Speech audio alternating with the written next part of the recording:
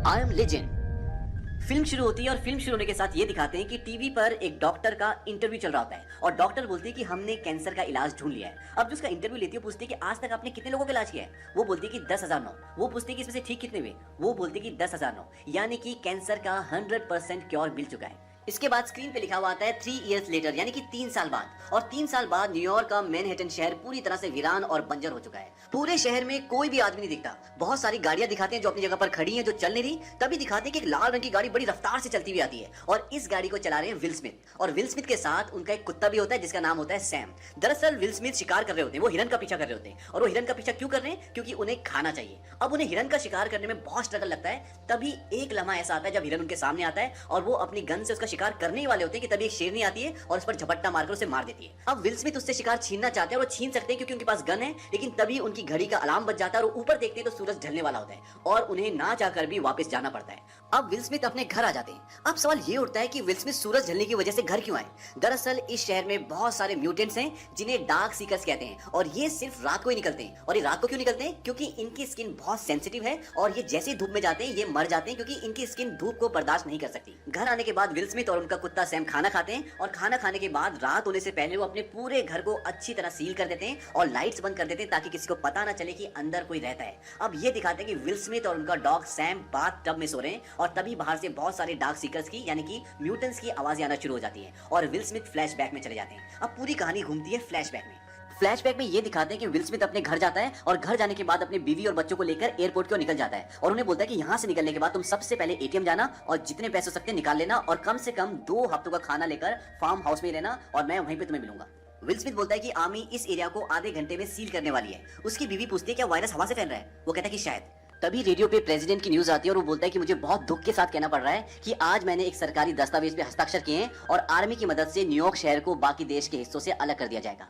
Will Smith बोलता है कि हम इसे 2 हफ्तों में फैलने से रोक सकते हैं, मैं ऐसा कर सकता हूँ। उसकी बीवी बोलती है कि तुम ये काम तो शहर से बाहर रहकर भी कर सकते हो। विल स्मिथ बोलता है कि ये यहीं पे शुरू होता है और यहीं खत्म होगा। तभी विल स्मिथ की गाड़ी से एक म्यूटेंट टकराता है और उसका बच्चा और बीवी बहुत बुरी तरह से डर जाते हैं। अब वो बड़ी मुश्किल से एयरपोर्ट तक पहुंचते हैं और एयरपोर्ट पर पूरा शहर जमा है क्योंकि सब उस शहर से बाहर जाना चाहते हैं, लेकिन उस शहर से सिर्फ उन्हीं लोगों को बाहर जाने दिया जा रहा है जो इन्फेक्टेड नहीं है। और इसे चेक करने के लिए उनके पास एक मशीन है जिससे वो पता लगा लेते हैं कि कौन सा आदमी इन्फेक्टेड है और कौन सा नहीं। जब वो विल स्मिथ के बच्चे को चेक करते हैं तो वो इन्फेक्टेड नहीं होता, लेकिन जब उसकी बीवी को चेक करते हैं तो मशीन में ये आता है कि वो इन्फेक्टेड है और वो उसे नहीं जाने देते। तभी विल स्मिथ बोलता है कि ये मेरी बीवी है और मैं चाहता हूं कि तुम इसे दोबारा चेक करो। विल स्मिथ लेफ्टिनेंट कर्नल होता है और बोलता है कि मैं तुम्हें ऑर्डर देता हूं कि इन्हें दोबारा चेक करो। और जब वो उसे दोबारा चेक करते हैं तो उसमें ये आता है कि वो इन्फेक्टेड नहीं है और इसके बाद वो उसकी बीवी और बच्चे को वहां से जाने देते हैं। अब जब वो अंदर जाते हैं तो उनकी बीवी और बच्चे के लिए हेलीकॉप्टर मंगाया जाता है और हेलीकॉप्टर इसलिए मंगाया जाता है क्योंकि विल स्मिथ एक बहुत बड़े ओहदे पर होते हैं। अब विल स्मिथ अपने बीवी और बच्चे को सी ऑफ करके थोड़ा सा दूर आ जाते हैं और जैसे ही उनका हेलीकॉप्टर टेक ऑफ करता है तो ये दिखाते हैं कि सामने एक और हेलीकॉप्टर होता है जिस पर इन्फेक्टेड लोगों ने हमला कर दिया है और वो अपना बैलेंस खो देता है और घूमता हुआ वो उस हेलीकॉप्टर में लगता है जिसमें विल स्मिथ की फैमिली होती है। और इस हादसे में विल स्मिथ की बीवी और बच्चे की मृत्यु हो जाती है। तभी विल स्मिथ की नींद खुल जाती है और नींद खुलने के बाद वो एक्सरसाइज करता है और उसके बाद बेसमेंट में जाता है जहां पर वो वैक्सीन बना रहा है, यानी कि मेडिसिन बना रहा है इन इन्फेक्टेड लोगों को ठीक करने के लिए। वहां पर उसने बहुत सारे चूहों को पकड़कर बंद कर रखा होता है और ये सारे चूहे इस वायरस से इन्फेक्टेड होते हैं और विल स्मिथ दवाई बनाकर इन चूहों पर ये टेस्ट करता है कि दवा काम कर रही कि नहीं। अब विल स्मिथ चेक करता है कि जो दवा उसने लास्ट टाइम उन चूहों को दी थी उसका क्या रिजल्ट है, उसका उन पर क्या असर हुआ है, लेकिन सारे के सारे चूहे अभी भी बहुत एग्रेसिव होते हैं, उन पर उस दवा का कोई असर नहीं होता। तभी विल स्मिथ का ध्यान एक चूहे के ऊपर जाता है जो शांत होता है और उसकी हरकतें भी बहुत नॉर्मल होती है और इससे विल स्मिथ को बड़ी खुशी होती है क्योंकि उसे लगता है कि उसे अब दवा मिल गई है और वो बोलता है कि अब इस दवा को इंसानों पे टेस्ट किया जा सकता है, यानी कि उन इंसानों पे जो इन्फेक्टेड हो चुके हैं और पूरी तरह से डार्क सीकर्स बन चुके हैं। डार्क सीकर्स यानी कि म्यूटेंट्स। अब विल स्मिथ बाहर जाता है और बाहर जाकर विल स्मिथ रोज एक काम जरूर करता है, वो रेडियो पे मैसेज भेजता है सभी एफएम चैनल्स पर, मैं डॉक्टर रॉबर्ट, अगर आपको किसी भी तरह की मदद चाहिए, मैं आपको खाना दे सकता हूँ, वायरस से सुरक्षा दे सकता हूँ, घर दे सकता हूँ, तो आपको मैं हर रोज जब सूरज सिर के बिल्कुल ऊपर होगा साउथ स्ट्रीट सी पोर्ट पर मिलूंगा। इसके बाद ये दिखाते हैं कि विल स्मिथ एक बहुत बड़े पानी के शिप के ऊपर होता है और उस शिप के ऊपर बहुत सारे फाइटर प्लेन्स होते हैं और एक फाइटर प्लेन के ऊपर विल स्मिथ होता है और वहां से वो गोल्फ खेल रहा होता है और एक एक करके वो बॉल पर शॉट मार रहा होता है और उसके साथ उसका कुत्ता भी होता है जिसका नाम सैम है। तभी ये दिखाते हैं कि सैम अचानक से चौकन्ना हो जाता है और विल स्मिथ समझ जाता है कि उस तरफ कुछ है। वो अपनी गन उठाता है और उसके दूरबीन से देखता है तो वहां पर एक हिरन होता है। अब सैम और विल स्मिथ उसका पीछा करते हैं और पीछा करते करते विल स्मिथ का जो कुत्ता होता है सैम, वो उसके पीछे एक अंधेरे कमरे में यानी कि अंधेरे घर में घुस जाता है और ये बहुत ही खतरनाक है क्योंकि डार्क सीकर्स ऐसी जगहों पर रहते हैं जहां पर उजाला नहीं होता। अब विल स्मिथ उसके पीछे पीछे अपने कुत्ते को ढूंढने जाता है। उसके हाथ में गन होती है और गन के ऊपर लाइट होती है। तभी उसको उसका कुत्ता मिल जाता है और एक टेबल के नीचे छुपा होता है। वो बोलता है कि सैम चलो यहाँ से। लेकिन सैम बहुत बुरी तरह डरा होता है। तभी विल स्मिथ को पीछे से कुछ आहट आती है और जैसे ही विल स्मिथ पीछे घूमता है तो वहां पे एक डार्क सीकर बैठा होता है। इससे पहले कि वो डार्क सीकर विल स्मिथ के ऊपर अटैक करता, विल स्मिथ उसे गोलियां मार देता और वहां से भागना शुरू कर देता है और उसके पीछे उसका कुत्ता भी भागना शुरू कर देता है और पीछे से म्यूटेंट्स आ रहे हैं यानी कि डार्क सीकर्स आ रहे हैं। और जैसे एक डार्क सीकर विल स्मिथ के कंधे पर बैठता है उसे काटने ही वाला होता है कि विल स्मिथ फर्स्ट फ्लोर से शीशा तोड़कर कूद जाता है और जैसे ही वो लाइट के संपर्क में आता है वो मर जाता है। अब विल स्मिथ को पता है कि इसके अंदर डार्क सीकर्स हैं और उसे एक डार्क सीकर चाहिए ताकि वो अपनी रिसर्च को पूरी कर सके, जो उसने दवाई बनाई है वो उन पे टेस्ट कर सके। अब विल स्मिथ वहां पर एक फंदा लगाता है और अपने कुत्ते को गाड़ी में छोड़ने के लिए जाता है और उसे बोलता है कि तुम्हें यहीं पे रहना होगा, तुम्हें इन्फेक्शन का खतरा है लेकिन मुझे नहीं। विल स्मिथ को खतरा क्यों नहीं है? क्योंकि वो इन्फेक्शन से बचने के लिए दवाई लेता है। अब कुछ देर बाद उसके फंदे में एक म्यूटेंट, एक डार्क सीकर फंस जाता है और वो बहुत चिल्ला रहा होता है। तभी वो उस पर एक जोरदार प्रहार करता है और शांत हो जाता है और उसी वक्त खिड़की पर एक म्यूटेंट आता है और वो विल स्मिथ पर जोर से चिल्लाता है, बहुत गुस्सा करता है। अब विल स्मिथ उस म्यूटेंट को पकड़कर अपनी लैब में ले जाता है और उस पर वही दवा यूज करता है जो उसने उस चूहे पे की थी जो शांत हो गया होता है। विल स्मिथ देखता है कि इस म्यूटेंट की बॉडी पर एक बटरफ्लाई का टैटू भी बना होता है और इसकी सांसें बहुत तेज चल रही होती है, लेकिन दवा देने के बाद उसकी सांसें धीरे धीरे कम होना शुरू हो जाती है, यानी कि उसका हार्ट रेट धीरे धीरे नॉर्मल होना शुरू हो जाता है। और विल स्मिथ को एक उम्मीद जागती है कि शायद दवा ने काम करना शुरू कर दिया है। लेकिन तभी वो म्यूटेंट उठती है और जोर जोर से चिल्लाने लगती है और बेहोश हो जाती है और विल स्मिथ की सारी उम्मीदें टूट जाती हैं।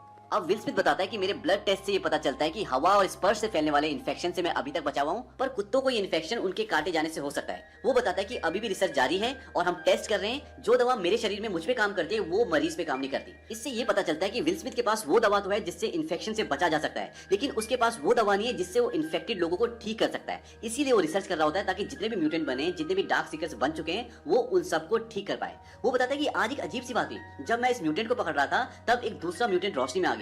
शायद भूख और खाने की कमी की वजह से वो अपने जीने के बेसिक तरीके को बदल रहे हैं और ये सब बहुत खतरनाक है। दरअसल विल स्मिथ अपनी सारी बातें, अपनी सारी रिसर्च एक ब्लॉग में रिकॉर्ड करता है और वहीं पर वो ये सब कुछ बता रहा होता है। अब अगले दिन जब विल स्मिथ बाहर जाता है तो बहुत अजीब सी बात होती है। शोरूम में जो बहुत सारी डमीज होती है उनमें से एक डमी बाहर होती है और इन डमीज से विल स्मिथ अक्सर बात किया करता था। उस डमी को देखने के बाद विल स्मिथ बहुत ज्यादा इरिटेट हो जाता है। दरअसल विल स्मिथ को इस शहर में अकेले 1000 से भी ज्यादा दिन हो गए और इतने दिन अकेले रहने से दिमागी स्थिति कहीं ना कहीं हिल जाती है और इस बात से विल स्मिथ बहुत इरिटेट हो जाता है। कहता तुम बाहर कैसे आ गए, तुम्हें अंदर होना चाहिए था, तुम्हें बाहर कौन लाया? और वो उस पर गोलियां चला देता है। उस डमी के अंदर से काफी सारा पानी निकलता है। अब जब विल स्मिथ उस डमी के पास जाता है, पानी में अपना पैर रखता है तो उसके पैर के नीचे एक फंदा होता है और फंदे में विल स्मिथ का पैर आ जाता है और वो फंदे में लटक जाता है और जब वो लटक रहा था तो उसका सर जमीन से जोर से टकराता है और जब वो ऊपर जाता है तो बेहोश हो जाता है। अब वो सेंसलेस हो चुका है। ये फंदा म्यूटेंट्स ने यानी कि डार्क सीकर्स ने लगाया होता है और ये फंदा ठीक उसी तरह का फंदा होता है जिस तरह का फंदा एक दिन पहले विल स्मिथ ने उस म्यूटेंट को पकड़ने के लिए लगाया था। अब विल स्मिथ की घड़ी का अलार्म बजना शुरू हो जाता है और उसे होश आता है। वो देखता है कि नीचे सैम उसका कुत्ता भौंक रहा होता है और अब शाम होने वाली है। वो अपनी जेब से चाकू निकालता है, अपनी रस्सी काटता और नीचे गिरता है और जब वो नीचे गिरता है तो उसका चाकू उसी के पैर में घुस जाता है। अब विल स्मिथ जब घिसटता हुआ अपनी कार की तरफ जाता है तभी 2 कुत्तों की भौंकने की आवाज आती है और सामने अंधेरे में एक म्यूटेंट होता है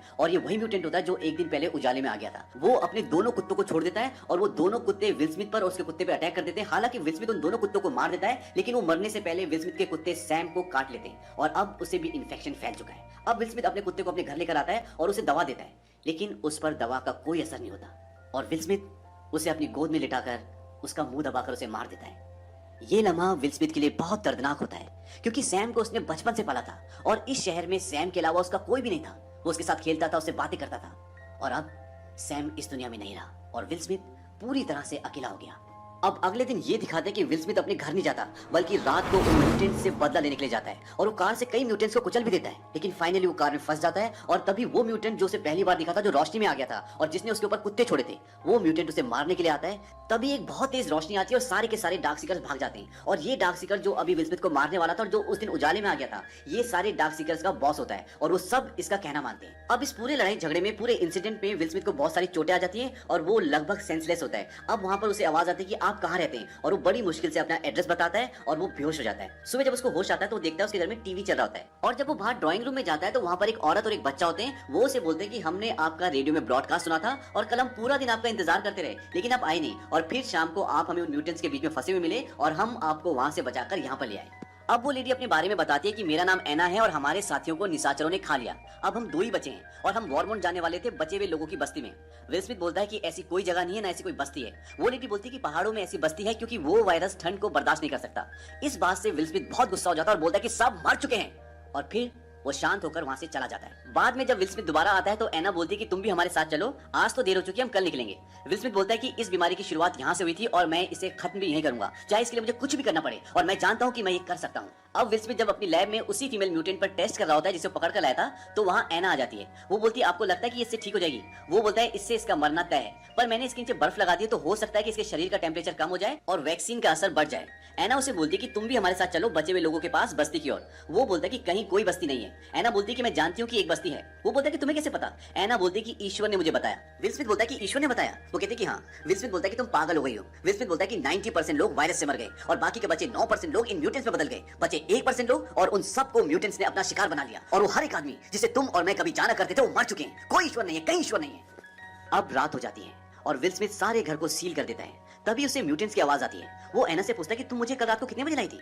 वो बोलते कि बस सुबह होने वाली थी। विल स्मिथ बोलता है कि उन्होंने हमें ढूंढ लिया, वो हमारे घर तक आ गए। अब विल स्मिथ ने घर के चारों तरफ काफी सारे विस्फोटक लगाए होते हैं और वो उन सबको ब्लास्ट कर देता है, जिसमें काफी सारे म्यूटेंट्स मर जाते हैं, लेकिन फिर भी बहुत सारे म्यूटेंट्स उसके घर में घुस जाते हैं। और एक ऐसा पल आता है जब एक म्यूटेंट विल स्मिथ को मारने वाला होता है कि उसके हाथ में गन आ जाती है और वो बच जाता है। अब वो लैब में चले जाते हैं। वहां जाकर देखते हैं कि जिस म्यूटेंट पे वो टेस्ट कर रहा था वो ठीक हो रही है, यानी उन्हें इलाज मिल गया। पर तभी वहां बहुत सारे म्यूटेंट्स आ जाते हैं। विल स्मिथ शीशे का दरवाजा बंद कर देता है जो कि बुलेट प्रूफ है, यानी कि बहुत मजबूत है। विल स्मिथ चिल्ला चिल्ला के बोलता है मैं तुम्हारी मदद कर सकता हूँ, तुम्हें ठीक कर सकता हूँ, मुझे इलाज मिल गया, दवा असर कर रही है। तभी वहां पर वही म्यूटेंट आ जाता है जो उन सब म्यूटेंट्स का बॉस होता है और वो शीशे में टक्कर मारना शुरू कर देता है और शीशा धीरे धीरे क्रैक हो रहा है। और विल स्मिथ देखता है कि शीशे पर बटरफ्लाई का निशान बन जाता है और एना की नेक पर भी बटरफ्लाई का निशान होता है। और विल स्मिथ को यह भी याद आता है कि उसकी बेटी आखिरी बार बटरफ्लाई की बात कर रही होती है जब वो उन्हें एयरपोर्ट छोड़ने जा रहा था। विल स्मिथ को यकीन हो जाता है कि ये कोई डिवाइन मैसेज है और ये इत्तेफाक नहीं हो सकता। वो जल्दी से उस म्यूटेंट का ब्लड एक ट्यूब में निकालता है जो अब ठीक हो रही है, क्योंकि अब उसके ब्लड में ही इस बीमारी का क्योर होता है। और वो उन दोनों को एक छोटे से चैम्बर में बंद कर देता है जो सेफ होता है और उन्हें ब्लड सैंपल देते हुए बोलता है कि इसके अंदर ही इस बीमारी का क्योर है।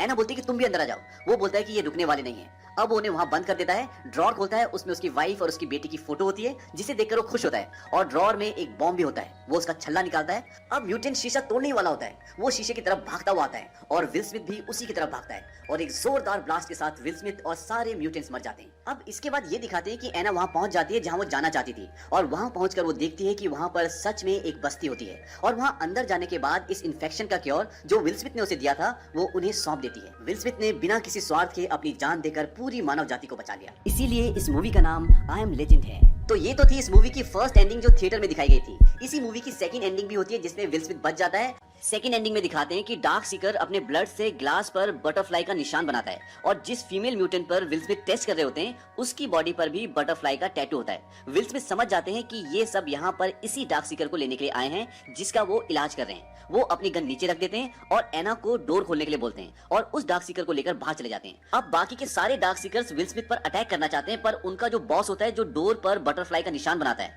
वो जोर से चिल्लाता है और सब रुक जाते हैं। अब विल स्मिथ ड्रॉर से एक इंजेक्शन निकालता है और उसी डार्क सीकर के लगाता है जिसका वो इलाज कर रहा था। और जैसे ही वो उसे इंजेक्शन लगाता है वो होश में आ जाती है और उसके होश में आने के बाद डार्क सीकर उसके प्रति अपना प्यार जाहिर करता है। यहाँ पर हमारे सामने दो बातें आती हैं। फर्स्ट, ये दोनों डार्क सीकर एक दूसरे से अटैच्ड होते हैं जो कहीं ना कहीं एक लव वाली फीलिंग को जन्म देता है और ये अजीब बात है क्योंकि डार्क सीकर्स इमोशनलेस होते हैं। सेकंड, कि ये डार्क सीकर जो इनका हेड होता है ये इंसानों की तरह अपना माइंड भी यूज कर सकता है जो बाकी नहीं कर सकते। तभी वो विल स्मिथ के लिए ठीक वैसा ही ट्रैप बनाता है जैसा विल स्मिथ ने उनके लिए बनाया था और विल स्मिथ उसमें फंस जाता है। अब जब विल स्मिथ ने उस डार्क सीकर को वापस कर दिया है तो वो सब उन सब को छोड़कर चले जाते हैं। अगली सुबह ये दिखाते हैं कि विल स्मिथ, एना और उसका बेटा गाड़ी में वर्मोंट की तरफ जा रहे हैं और अब उनके पास इस बीमारी का इलाज भी है। और एना रेडियो पर एक मैसेज भी करती है कि मैं डॉक्टर रॉबर्ट नेवेल और अपने बेटे के साथ वर्मोंट की तरफ जा रही हूँ। Keep your radio on, listen to a broadcast, you are not alone, there is a hope. और इसी के साथ ये फिल्म खत्म हो जाती है।